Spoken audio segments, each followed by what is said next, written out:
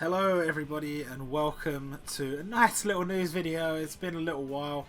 Channel's getting a little bit of becoming a little bit of the Jumputi show. There are other things planned.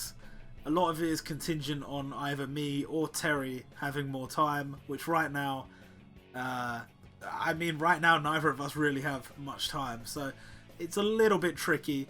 Stuff is planned to come, and obviously once Ori Collection 2 does release, once Ori Collection 2 does release, we'll obviously be covering that. There's no doubt about that. Right now, in the few spare moments I have been playing Sekiro, so even less time to make videos. Maybe I should record. I don't know. Maybe I'll record some other stuff this week. I'll try and find time to make at least one more video this week that is not Jumputi, because I guarantee there'll be at least one more Jumputi video this week.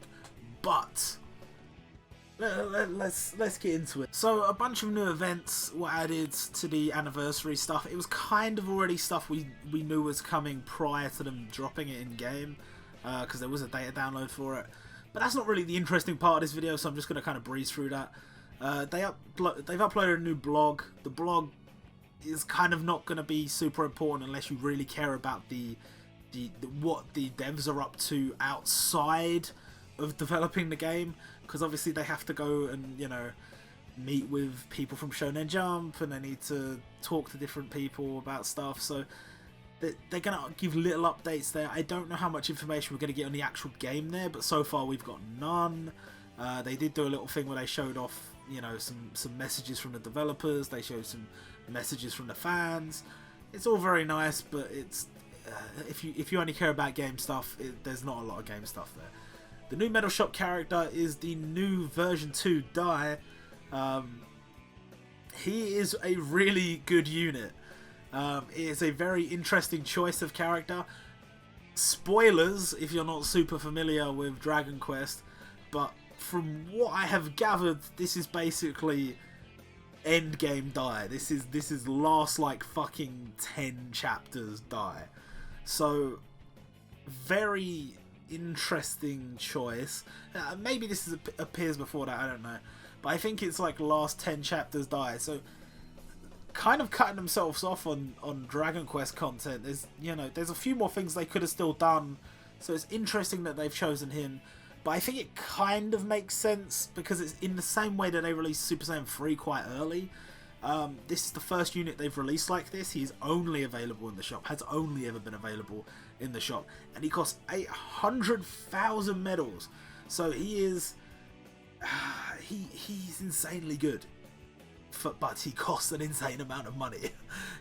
I would say he's essentially like limited character tier or thereabouts, especially considering this is, you know, a unit you are not spending premium currency on. This is a secondary currency. He is a really good unit. I think some people would say he's a bit too expensive, but you gotta remember, you only need one copy, because I think you can feed him jewels, so you only need one copy. You don't need to buy a full set to get all his skills up. So yeah, it's an interesting move from them. I'm less interested, because I think Dai's cool. I think it's cool they've added him this way.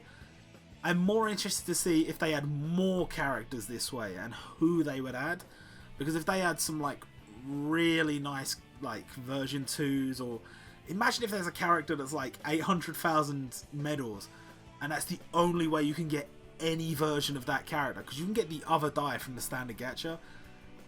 Imagine this character is in there and that's the only way you can. I'm trying to think of a character that I could put in there that would make me spend. I don't know. Like maybe a character from Katekyo Hitman Reborn, if they were like, I'm trying to think of a good one for like, I don't know who you could do it with. Like maybe Hibari, but I feel like they're just gonna do a gacha for him. Like it kind of needs to be a big moment character. And maybe a good guy as well. There's a lot of potential with series like Black Clover, with series like My Hero Academia. Like if you were going to add characters that are maybe like teachers or whatever that you wouldn't necessarily put in the gacha with, or not teachers necessarily, like if it's Black Clover and what's another series you could do that with? Shit, I don't know. Anyway, it doesn't matter. The point is, there's potential here. I like it. Dai is a really good unit. It's nice that there's a really good Dai here. So, make of it what you will. A bunch of character buffs. I'm not going to go through them all in the video. You're just going to have to click on the website because holy fuck, there are so many. It is absurd. There's also more coming. I just remembered there's also more coming. I'm going to have even more translation work to do. Not a problem though. I am happy to see this boy getting buffed.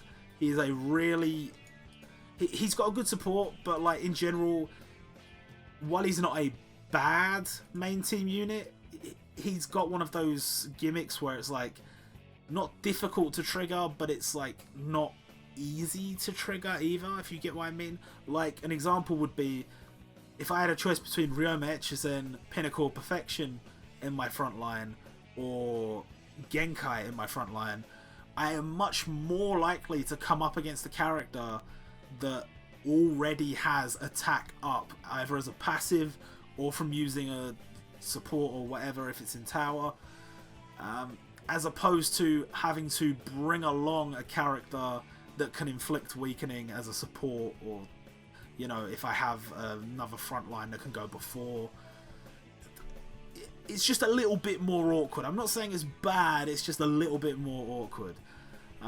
Psyche, another character I'm happy to see get a buff. Asta, another one. Like Yagami, I don't really care, but like he was already really good at the one specific thing he did, so I'm guessing he's going to get better in general. I don't know. I don't have Sage Mode Naruto, but he already seemed to be really good, so great, he's getting buffed. And as for the rest, anyone stand out to me? Hinata, simply because really enjoying Haikyuu at the moment. I'm already completely caught up, so Haikyuu is really good, really good.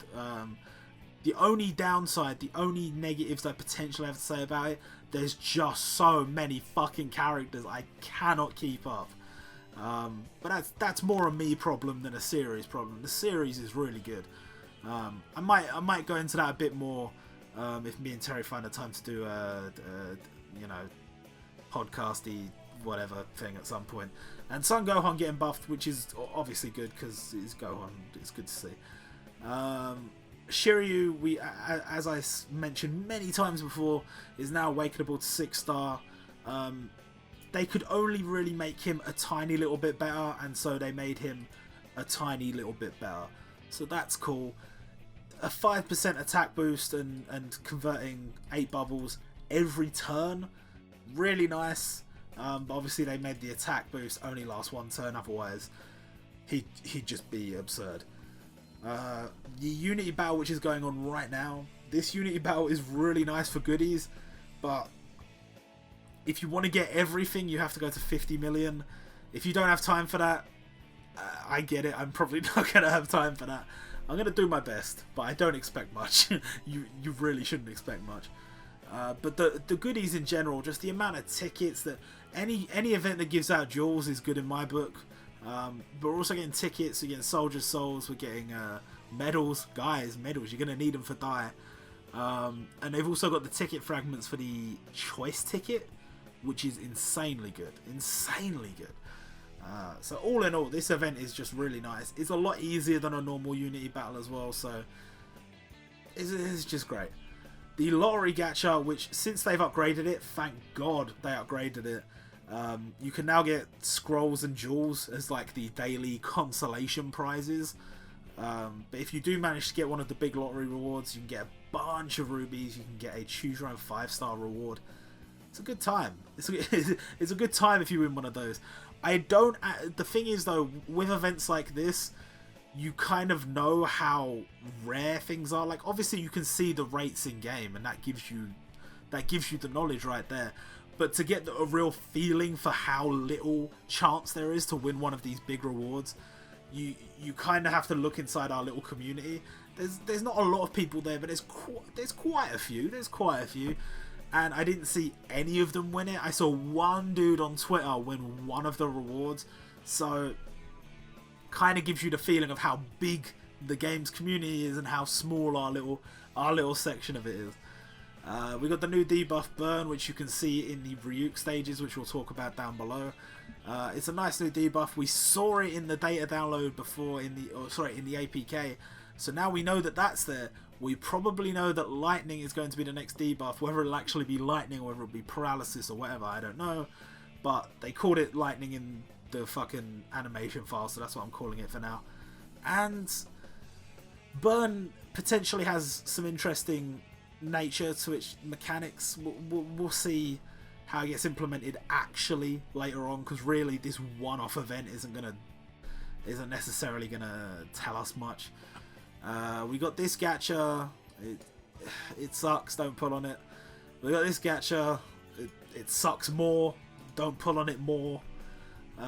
If I need to explain why it sucks, pretty simple. This gacha, just because, I mean, there's 4 decent characters featured. If you don't have any of them, go ham. If you want those 4 characters, go for it. Beyond that, it's just it's whatever. It's a whatever gacha. But this one down here in particular is not good. I don't think it has any featured units, so those 4 characters there, don't let them mislead you. There's a fuck ton of featured characters in there. You'll probably get a load of bullshit if you do try and pull, and getting them level max, you know, level 6 skills, 6-star rating, it's a load of bollocks. I just don't care. No one should care about this. The challenge event for Ryuk, this is nice. This is a really nice set of stages. I'm in a you know, a position where I can say that because I have a lot of the units you need to make this a little bit easier. But I don't know how it is for other people. I put some little hints on the website to help you get through each stage, but basically each one is a little challenge and you need to know what your goal is, because it's not just to win. You have to do specific things to beat each stage. I think most of these stages it only took me 2 attempts, because I just went in trying to figure out what's going on and then went in again and battered it. But this stage here was a little bit trickier. You've really got to have your team set up just right for this one. It's a lot trickier than the others in my opinion, but maybe it's because I don't have the right units, who knows. The sales packs, my honest opinion on these sales packs is, if there is a character you have been chasing that you just cannot get, go for it. You can go for that sale pack at the bottom, sure, why not. As for this one at the top, it's not awful, because you'd normally be paying 1800 yen or so for 500 rupees anyway.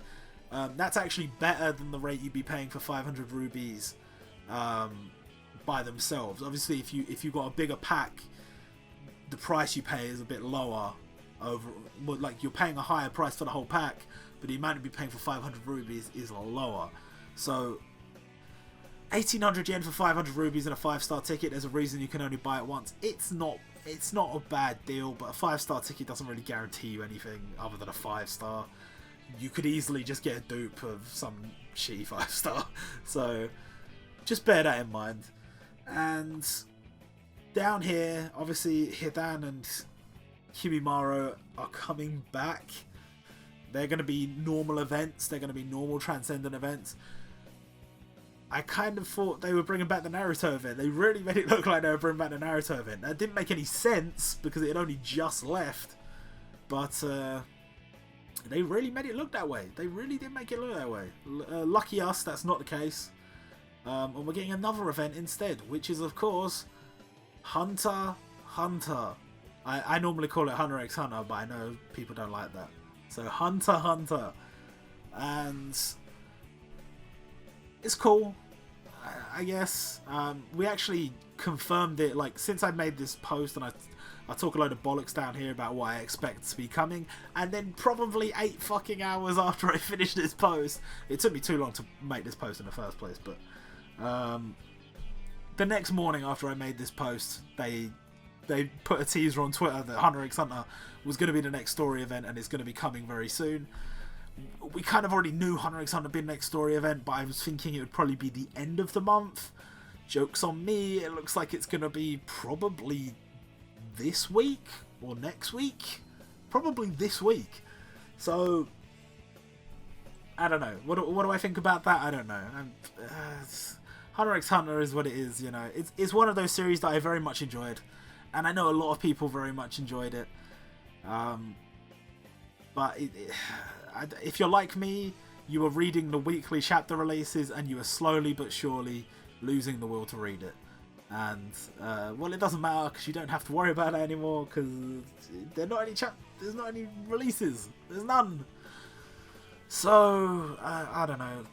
This is going to be a look back on some of the nice, fun, happy moments from Hunter x Hunter. And do I care about it? A little bit. I like Kurapika as a character. And obviously it looks like he's going to be featuring. Beyond that, do I really give a shit about it? Maybe they'll awaken Leorio to 6-star. He's alright. If they release Crollo, that would be quite nice.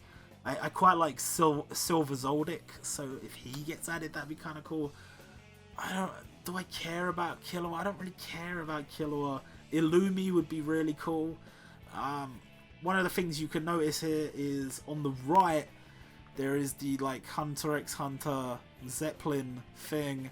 I kind of have no idea what arc this is going to be. It's probably going to be Yorknu, but like, just because Kurapika and Uvagin are there, it doesn't necessarily mean anything.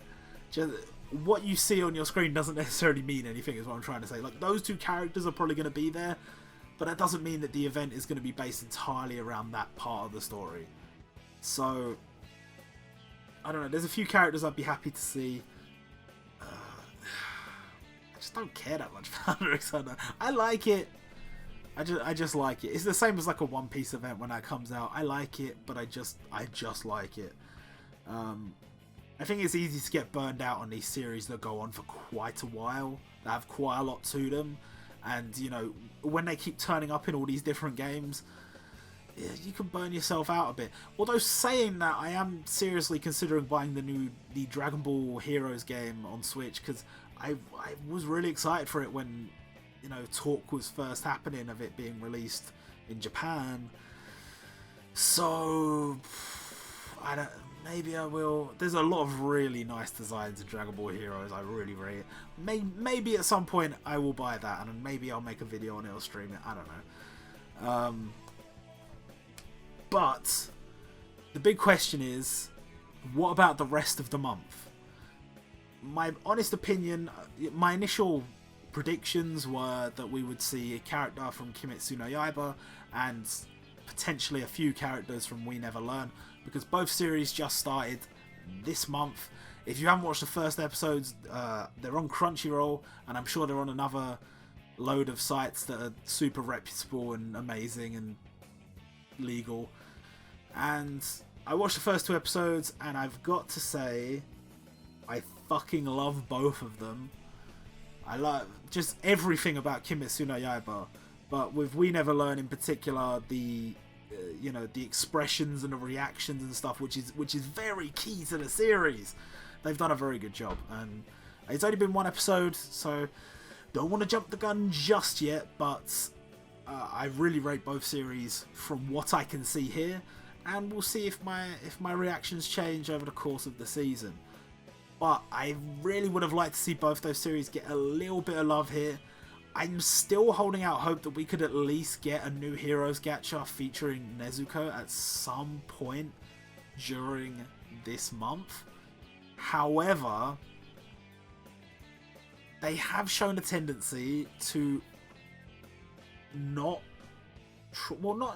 necessarily not spoil stuff, but kind of move away from releasing stuff to commemorate something coming out, but they might release something later to commemorate something happening in the series or the season coming to an end or whatever, like they did with Hinamaru Zumo. So, will we see that this month? I don't know.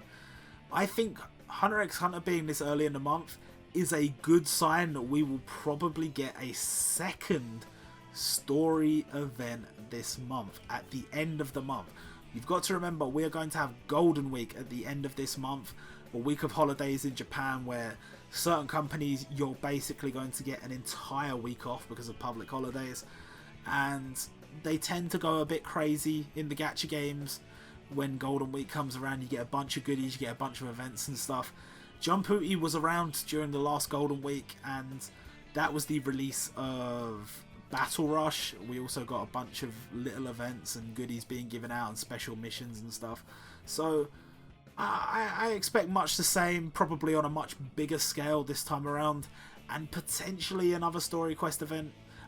I don't know, maybe they're going to try and change it permanently now. Maybe Hunter x Hunter coming out this early in the month is a sign that it's going to be the same next month. It's going to be coming out early in the month or like the middle of the month.